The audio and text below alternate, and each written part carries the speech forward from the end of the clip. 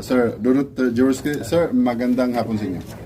Magandang hapon at salamat sa exclusive one-on-one interview na to. Alam kong matagal ko ng utang sa'yo. Sige. But again, salamat sa patience mo and salamat din sa mga nanonood ngayon hapon. Good afternoon to everyone and I hope we're having a good day. Ayan. Sir, una naming tanong sa inyo, tulad ng napakinggan namin kanina, no? Kanina lang may narinig kami na gusto nyong ibaba yung city council sa mga tao. Medyo na-intriga lang ako doon. Paano nyo ba gagawin ito sakaling give a chance na manalo kayo Vice Mayor? Isa sa mga dapat na sana mabibigyan ng pansin, no? Na pag tayo nabigyan ng pagkakataon, mamuna ng konseho. Gusto ko sana ibaba ang public service to the grassroots. Kasi ang nangyari po ngayon, of course, meron tinatawag na pagka nagkakaroon ng meetings ng mga council. Yes. It's usually held in closed doors at limitado rin naman na nakaka-attend. People don't really understand kung ano nangyayari bago ipasa ang mga resolusyon at ordinansa. Ang gusto kong mangyari, bago pa natin dumating sa public hearing stage, magkaroon muna ng consultations directly with the people in the grassroots. This way, malalaman natin kung ano yung problema sa grassroots, whether it be from one sector or another, kababaihan, sa tricycle, sa laborers, sa LGBTQI+, sa senior citizens natin, kung ano man ang problema ninyo sa grassroots, you can now bring the problem straight to the council. If I can bring down the council every week, to the different puroks and barangays throughout Pasig, gawin natin 2, 3 times, 4 times a week ang pagbaba, consultations with the people. I think this is the only way para maging truly effective ang new governance of the administration of Mayor Vico. So you to say na yung adikain ni Mayor Vico na inclusivity, people's participation, sususugan nyo yun? Exactly what you said. Inclusive governance. When you push for, and syempre, when you talk about a true democracy, you talk about people's voices being heard. Paano marinig ang boses ng tao kung marinig mo lang pagkampanya dahil diyan lang kayo nag-uusap? Alright. Ang gusto kong mangyari, ibababa natin ang council sa barangay, purok-purok, para yung mga hinaing nila nung sinasabi nila noong panahon ng kampanya, ituloy-tuloy na marinig ng ating gobyerno. And this is the only way for us to be proactive as government leaders para yung adikain na tinutulak natin, alam natin in tune doon sa pangangailangan ng tao at this particular point in time. Okay. So malaki ba ang magiging influence ng being a former congressman? Alam niyo kung paano gumawa ng batas? I-apply niyo locally? Of course, hindi lang sa pagiging congressman, dati rin po akong nag-chief of staff ng aking ama sa Senado. Okay. So my experience in legislation is quite vast, no? Medyo matagal-tagal na experience natin dyan. Yes. And definitely, hindi lang po sa paggagawa ng batas. More than that, even pag-deliver po, for example, of some of the basic services. I'm still medyo swerte rin tayo dahil sa exposure natin sa national, marami po tayong kaibigan sa national agencies that we are still in touch with. Now, hindi naman natin kailangan maging reliant lang tayo solely on the resources of the local government. Kasi alam naman natin, although malaking resources natin, meron na yung mga pinagtutuunan. What we can do to augment o para dagdagan ang mga pangangailangan ng ating kababayan dito sa Pasig, pwede na po natin i-tap ang ating national government agencies to pour more support dito sa atin.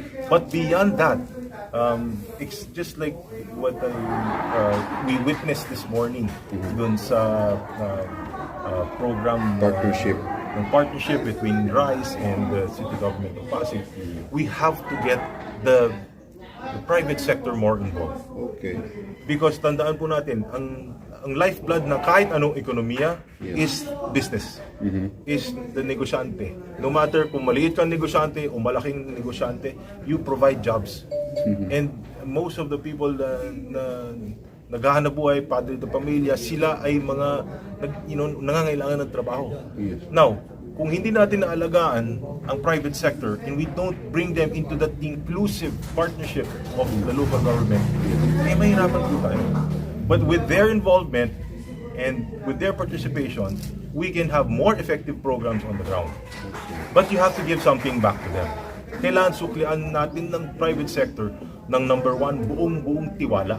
They have to trust the people in government na ang perang itutulong nila sa tao, diretso sa tao, hindi magpupunta sa korupsyon at talagang makakaangat sa buhay ng tao. Now, we have a young, energetic, bright leader in Mayor Vico Soto who has brought so much pride to the Pasigenyo and the trust of the private sector back in government. We need to help him. Kailangan po natin siyang tulungan. Every citizen in Pasig has their own duty and the responsibility to be a good citizen of Pasig. And kung magsasama-sama po tayo, we can make Pasig into the model city of this country. Okay. Speaking of trust, during our interview this morning, na-mention ninyo na ngayon na yung panahon para yung trust ng tao mabalik sa konseho kung kumpara ng mga nakaraan, pa-broaden po ng bagay niyo.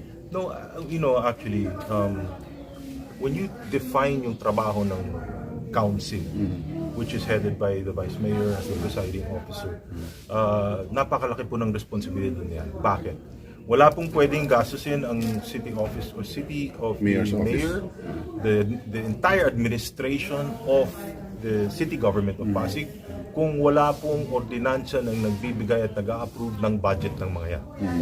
Beyond that, lahat po ng mga programa at polisiya na itutulak ng ating administration or local government administration, hindi po pwedeng gawin kung wala pong ordinansang ipapasa ang local government, ang council, yes. ang city council. So, very critical po na ang city council hindi lang po parehong direksyon ng administration, pero magbibigay ng karagdagang kaalaman sa tamang informasyon na makukuha niya rin sa grassroots. Because kahit anong ganda ng ordinansa mo, kung wala kang enough consultation at walang feedback na maganda na manggagaling sa baba, hindi tatanggapin ng tao yan. Bakit? Hindi nanggaling sa kanila ang mga ideas at hindi nila maiintindihan basta binigay mo sila na itong dapat yung gawin. Hindi na po uso yung ganun sa ating demokrasya ngayon. That's why there has to be an exchange of ideas. Because no one man, or not one individual has a monopoly of ideas. We have to be able to respect each other more, respect the ideas of others, and let democracy work. Ayun. May itanong na po tayo sa inyo based dito sa mga tanong ng ating mga online viewers. Curious question. Why did you allegedly back out from his electoral fight with the Eusebios? Why only run now with Vico? I did not back out. Okay. Actually, in 2007, when I ran for mayor, Yes. I put everything on the line. Okay. Siguro marami po dyan yung mga I have my own detractors out there, and ako naman I respect their opinion, but I just want to share with you that if there's someone who fought this dynasty long before a lot of the people here now, ako po isa sa mga nandun from the start. I've always positioned myself as an opposition because I wanted change, and I believe that the reforms in Pasig has been long overdue. Now, in the years that followed, did I ever want to go back to politics? Yes. Did I leave Pasig? No. But I left the political scene in Pasig. Why? Wala po ako sa pwesto. But it doesn't mean that I stopped helping people. It doesn't mean that I stopped reaching out to my friends in Pasig. But there's one thing that I've been consistent with, is that Pasig deserves a better leader, and Pasig is ready and has been very ready for change. Mayor Vico is here now. I had no intention of running for any position. I had no intention. But there's an opportunity now. I have been invited to be part of this movement of change and reform in Pasig. And who am I to say no? Okay. Nalaman namin siyempre, being a journalist, yung mga sikreto ng pailan-ilan, namimigay kayo ng mga bigas sako-sako sa iba't ibang barangay. Bakit ayaw niyong ipaalam? At hindi niyo kami in-invite para ipaalam yun. Bakit ayaw niyo? You know, during the start of this pandemic, meron po tayong mga, since last year pa, Yes, you know, yes. Marami po tayong na abutan na rin ng tulong. Marami po rin tayong mga kaibigan na kinatok ang mga puso. Yes. Because naramdaman ko yung mga kaibigan nga natin na I've kept in touch with, sila po yung nagsasabi sa akin na hirap ang tao. Okay. Especially during the lockdown. At wala pong pinagkukunan dahil alam naman natin na karamihan ng mga taong nakatira sa grassroots ano sila, yung magtrabaho ngayon, yun din nakakainin nila for the day. So, pag nag-lockdown, walang kakainin. Hindi ko naman matiis na yung nandun ako sa bahay ko, masarap ang buhay ko, kumakain kami, yung anak ko kumakain. Pero yung mga kaibigan ko sa Pasig, hindi nakakain. Minsan hindi makahanap ng bigas. So, hindi ko naman kayang ma-solve lahat ng problema. Yes, But, yes. ang sabi ko nga dun sa mga kaibigan na nakakahingi rin ako ng tulong, ambag-ambag ng konti, baka meron lang kayong pwedeng extra, I'll put something together para makatulong tayo sa tao. And napakarami pong mabubuting tao out there na willing naman to help. So, again, sa akin naman, paniniwala ko, may Diyos tayo You know, you don't have to, hindi mo kailangan ipagmalaki sa tao na, ito yung ginagawa ko, nagbigay ako dito, nagbigay ako doon. Malalaman naman tao dyan na kung sincere ka, and sa akin Eventually. naman, you know, there's a God out there who's watching everything. Ayun. Balik tayo doon sa City Council na trabaho. Siguro ito yung last question natin. Susunod, hahabaan natin. Nakausap nyo na silang lahat na 12, District 1 and District 2, at sinabi mo na sa kanila kung ano yung gusto nyo ni Mayor Vico mangyari. Yes, we've spoken already. Actually, nagkaroon na kami ng pag-uusap, parang workshop. Yes. Basta we're all in tune with idea of, number one, syempre yung a government that will provide not only public service to people, pero yung public service na kumakalinga, nag-aaruga dun sa Pasigen. Yung may malasakit ng mga leaders, yun ang kailangan po natin.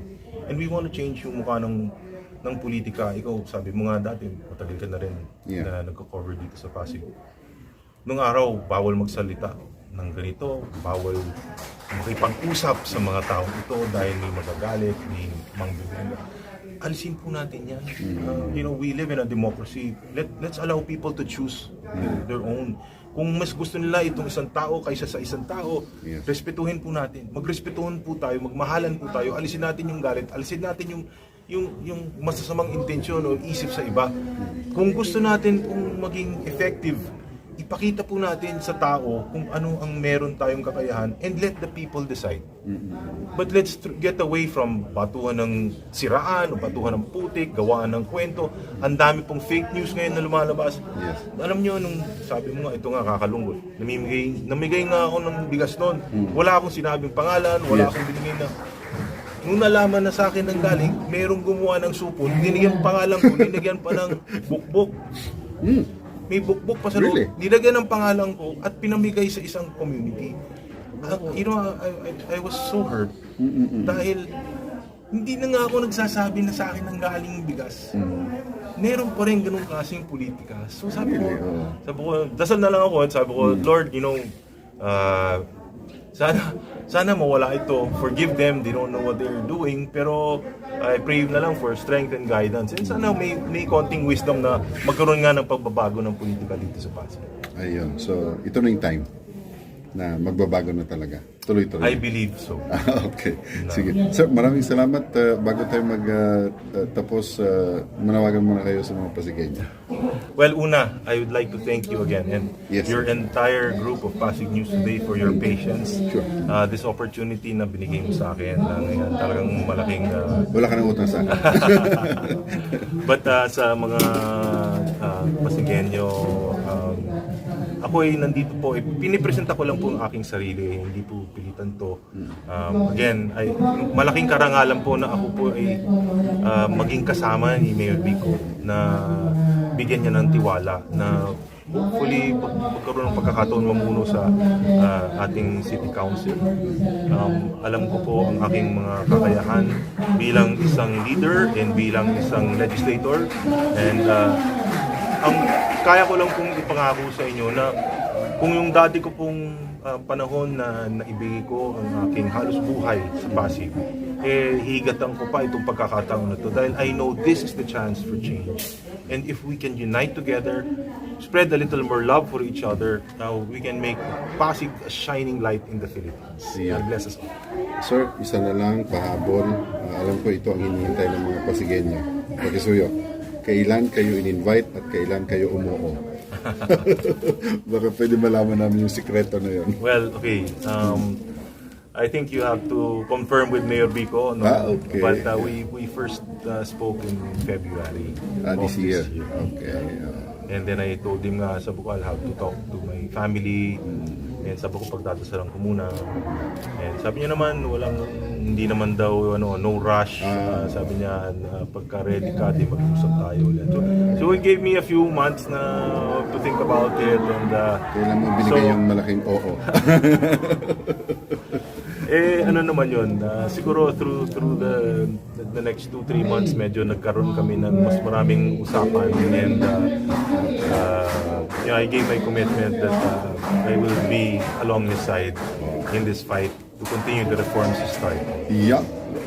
Salamat na marami, sir. Thank you, thank you. Yan. God bless. Okay. Ayun, maraming salamat. Patikim po lang po natin yan, no? Dahil marami pa tayong issue ng pag-uusapan siguro sa campaign period na. At bago mag-campaign period, actually, invited namin siya sa aming anniversary this coming November 7 sa Pasig City. At ganito yung iba pang mga politicians dito sa Pasig City. So with that, maraming salamat former Congressman DODOT Jaworski. At yan ang hatid namin sa inyo na live broadcast dito sa Barangay Santa Lucia. At sa mga susunod na araw, lalo na bukas, simula ng filing, asahan nyo ang aming full coverage sa nangyayaring politika dito sa ating lungsod. Pasig News Update.